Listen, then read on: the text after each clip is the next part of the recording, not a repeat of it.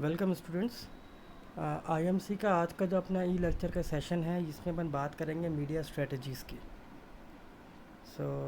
जैसे अपन ने लास्ट में पढ़ा था मीडिया टाइप्स ऑफ मीडिया, जिसमें अपन ने सारी मीडियाज़ के बारे में पढ़ा था।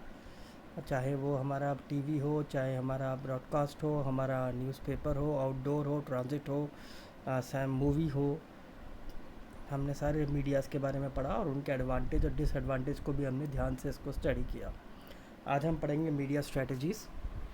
मीडिया प्लानिंग क्या है? नॉर्मली जनरली आउटसोर्स होती है मीडिया एजेंसी के थ्रू, और इसके अंदर हम बीइंग एज ए क्लाइंट हमें ये समझना पड़ता है कि कौन सा मीडिया हमारे क्लाइंट के लिए अप्रोप्रिएट है, ताकि जो उसका मेन ऑब्जेक्टिव है communication of messages programs to the target audience, वो हम सही यूज़ कर सकें सही प्रोडक्ट के लिए। तो नॉर्मली जो इसका मीडिया स्ट्रेटजीज़ बनाने का पीछे मकसद आता है वो ये आता है कि हम अपने जो ये ऑब्जेक्टिव है to achieve to successful marketing campaign, उसके लिए हमें इसको स्टडी करना ज़रूरी है। तो इसके लिए हमें कुछ क्वेश्चंस की ज़रूरत पड़ती है कि being as a media planner हमें इन क्वेश्चंस के जवाब पता होने चाहिए। जैसे कि पहला क्वेश्चन आता है, how many of the audience can be reach, कि जो मीडिया हम यूज़ करेंगे उसके थ्रू हम कितना मैक्सिमम ऑडियंस तक रीच पहुंचना चाह रहे हैं, उनको अपना एडवर्टाइजमेंट दिखाना चाह रहे हैं, प्रोग्राम के बारे में बताना चाह रहे हैं।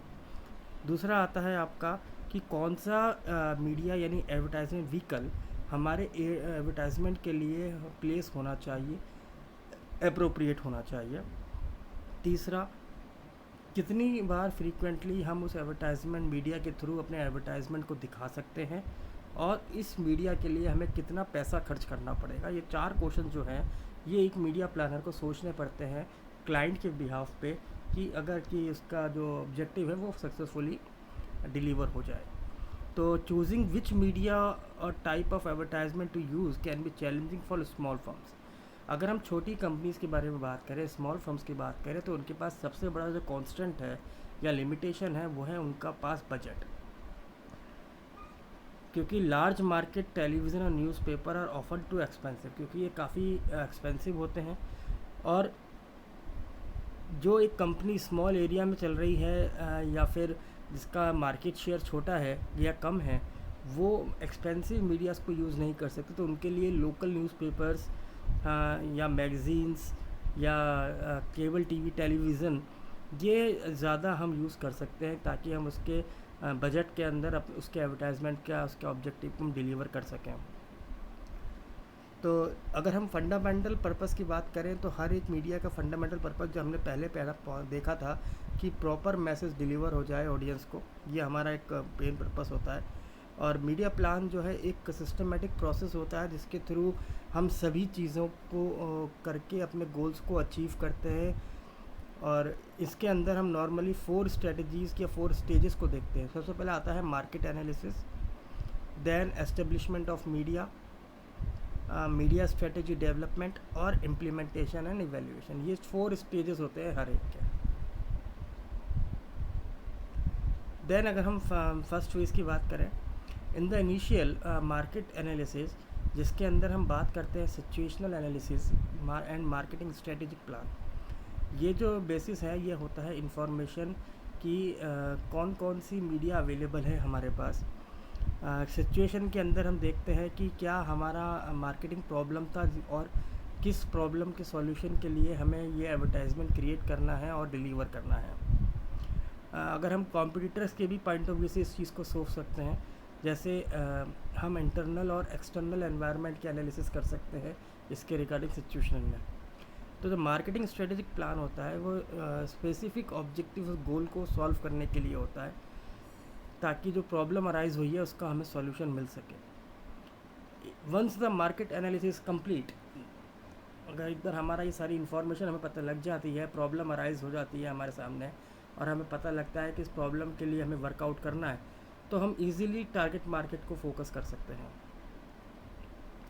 दूसरा आता है आपका मीडिया प्लान के अंदर मीडिया ऑब्जेक्टिव्स। जैसे हमने मार्केट एनालिसिस में मार्केट को एनालाइज किया था, सिचुएशन को एनालाइज किया था, एक पर्टिकुलर ऑब्जेक्टिव्स को फुलफ़िल के लिए, this face will result in explicit media objective. जैसे कि अगर हमारा ऑब्जेक्टिव जो है वो हमें नज़र आता है कि हमें ब्रांड अवेयरनेस करनी है, तो ब्रांड अवेयरनेस के लिए ज़रूरी है कि हम ऐसे मीडिया को चूज़ करें जिसके अंदर हम मैक्सिमम क्रिएटिविटी को यूज़ कर सकते हैं to deliver the brand awareness. Then आता है हमारे पास हमारा थर्ड फेज़ कहता है डेवलपमेंट एंड इम्प्लीमेंटेशन। इसके अंदर हमारा जो जैसे हमने प्री डिटरमाइंड ऑब्जेक्टिव्स देखे थे, जैसे हमारा डिटरमाइंड ऑब्जेक्टिव था ब्रांड अवेयरनेस, तो इसके रिगार्डिंग अब हमें क्या देखना है, स्ट्रेटजी को डेवलप करना है, क्योंकि हम चाह रहे हैं कि हम क्रिएटिव एडवर्टाइजमेंट बनाएं, ब्रांड को अवेयर करें। तो उसके लिए we have to find out media mix, our target market, our coverage, our consideration हो गया जियोग्राफी का कवरेज, स्केड्यूलिंग, कितने नंबर ऑफ़ कस्टमर्स तक रीच पहुँचना है, कितनी बार दिखाना है यानी कि फ्रीक्वेंसी, मूड एंड फ्लेक्सिबिलिटी और बजट। इन सब पॉइंट्स को हमें क्या करना है, स्टडी करना पड़ेगा when we go for the strategic development. सबसे पहले बात करते हैं मीडिया मिक्स क्या आती है। मीडिया मिक्स कहते हैं combination of communication and media channels. जितने भी हम मीडिया चैनल्स यूज़ कर रहे हैं, ताकि उसका जो एक ही पर्पस होता है वो होता है ऑब्जेक्टिव्स को मीट करना।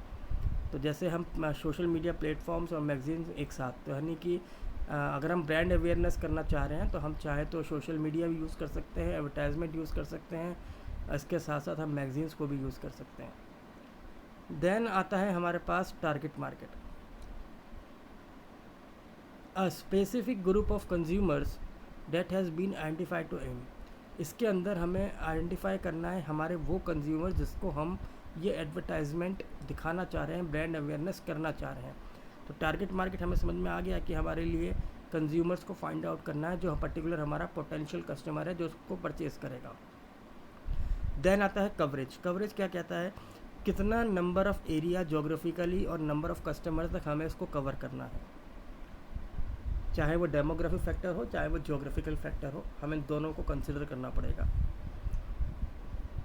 देन जियोग्राफिकल कवरेज की बात करते हैं। जियोग्राफिकल कवरेज होता है एरिया। एरिया के मतलब है कि जहाँ हमें लगता है कि हमारे कस्टमर्स कम हैं और उसको कम देख पाएंगे, तो उसके लिए हमें अलग चैनल्स यूज़ करना है, और जहाँ हम मैक्सिमम कस्टमर्स हमें लग रहा है कि यहाँ अवेलेबल है, उनके लिए हमें ज़्यादा लोग या ज़्यादा ऐसे चैनल्स यूज़ करने पड़ेंगे जहाँ पे मैक्सिमम एक्सपोजर हो सकता है। फिर हमें देखना पड़ेगा स्केड्यूल। स्केड्यूल क्या कहता है,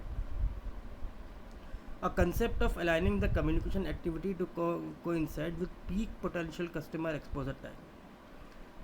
तो हमें टाइमिंग ये रखनी पड़ेगी जिस पर हम कस्टमर को मैक्सिमम एक्सपोजर दे सकें, उसको ज़्यादा से ज़्यादा उस एडवर्टाइजमेंट से अवेयर करा सकें, उसको दिखा सकें, और जितनी बार चाहे उसको दिखा सकते हो। मैक्सिमम टाइम उसको हिट होना है कंज्यूमर के माइंड तक। तो ये बात हमें अपने शेड्यूलिंग के अंदर देखनी है। जैसे हम देखते हैं कि कोई अच्छा स्पोर्ट्स गेम आ रहा है, वर्ल्ड कप है, आईपीएल है, जिसमें लोग उस चीज़ को देखना चाहते हैं, वहाँ से हटना नहीं चाहते, तो हमें वो पीक सीज़न को या पीक टाइम को याद रखना है। Then reach and frequency. इसके अंदर हमें देखना है कि हमारा जो नंबर ऑफ़ कस्टमर जिसको हम हिट करना चाह रहे हैं वो कौन से हैं। तो हमें रीच को देखना है कि कितने लोगों तक हमें पहुँचाना है, और ये मैसेज हमारा स्मॉलर ग्रुप को जाना है या लार्ज इनको जाना है। देन आता है हमारा इसके अंदर क्रिएटिव एस्पेक्ट एंड मूड। देखिए, हर एक मीडियम के थ्रू जो कम्युनिकेशन हम करना चाह रहे हैं वो कैंपेन अलग अलग होता है डेवलप करते वक्त for the mood off the consumer. तो जो सोशल मीडिया है वो इफ़ेक्टिव होता है इमोशंस के लिए, और जैसे बिलबोर्ड, साइन बोर्ड्स हमने देखे आउटडोर, ये हमारे ट्रांजिट या फिर रोड के लिए काम आते हैं। तो ऐसे हमें याद रखना पड़ेगा कि कस्टमर का मूड क्या है। जैसे हमें लगता है कि जो आपकी वर्किंग आवर्स होते हैं उसके अंदर हमारे लिए अप्रोप्रिएट जो आपकी ट्रैफिक लाइट्स हैं वहाँ पे हम साइन बिल बोर्ड लगा सकते हैं, क्योंकि नॉर्मल वर्किंग आवर्स में क्या होता है, भीड़ ज़्यादा होती है मेट्रोज़ के अंदर, तो वहाँ पे रेड लाइट पब्लिक ज़्यादा खड़ी होती है, तो वहाँ पे हम इसको ज़्यादा दिखा सकते हैं। देन आता है flexibility. In order to adopt rapidly changing marketing environment, ये ज़रूरी है कि हम अपनी स्ट्रेटजीज़ को फ्लेक्सिबल रखें, according to the market situation हम अपनी स्ट्रेटजीज़ को बनाएं, और अगर हमें लगता है कि कहीं कुछ चेंजेस करने तो वहाँ हम उसको कर सकें। Then budget. बजट है कि एक प्रॉपर मीडिया के थ्रू हमें इफेक्टिव करना है तो वी नीड बजट। अगर हम ब्रॉडकास्ट और इनको यूज़ करना है तो हमें हाईली एक्सपेंसिव बजट चाहिए, और यदि हम चाह रहे हैं थोड़ा स्मॉल एवरेज कवरेज आए तो we have to focus on the low expensive media channels. Final phase के अंदर हमें क्या करना है, जो भी हमारा स्ट्रेटजीज हमने डिज़ाइन करी हैं, डेवलप करी हैं थर्ड फेज़ में, उसके अंतर्गत हम जब उसको इम्प्लीमेंट करें तो हम इसको मॉनिटर करते रहें ताकि हम इस ऑब्जेक्टिव्स को मीट कर सकें। यदि हम मीडिया प्लान के कंपोनेंट्स को देखें, डिफाइन द मार्केटिंग प्रॉब्लम, कि where is the business coming from, where the potential. तो हमें अपने मार्केटिंग प्रॉब्लम देखनी है कि आपका बिज़नेस कैसा है, क्लाइंट का बिज़नेस क्या है, और अपना बिज़नेस वो कैसे इंक्रीज़ कर सकते हैं, कि क्या हम हर पर्सन के लिए एडवर्टाइजमेंट रीच कर सकते हैं, या हम एक ग्रुप्स के लिए बनाना चाह रहे हैं, प्रोडक्ट को कौन यूज़ करेगा, प्रोडक्ट की ब्रांड लॉयल्टी है या नहीं है, ब्रांड अवेयरनेस है या नहीं, ये हमें मार्केटिंग प्रॉब्लम के अंदर एनालाइज करना है। देन आता है आपका translate the marketing requirement into media. तो जो आपका एडवर्टाइजमेंट है वो जितने लोगों तक रीच करेगा, क्या वो वाइड एरिया में है, क्या हम मास मीडिया यूज़ कर रहे हैं जैसे रेडियो, न्यूज़पेपर, टेलीविज़न, और यदि हम टारगेट मार्केट को फोकस कर रहे हैं तो क्या हमारे पास ज्योग्राफी का एरिया है या नहीं, ये हमें डिसाइड करना पड़ेगा अंडर दिस कंपोनेंट।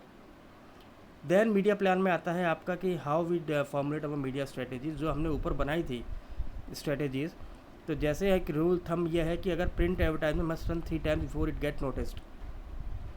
तो नॉर्मली हम ये देखते हैं न्यूज़पेपर में 3 से 4 बार एक एडवर्टाइजमेंट आना चाहिए ताकि पब्लिक उसको क्या करे, नोटिस कर सके।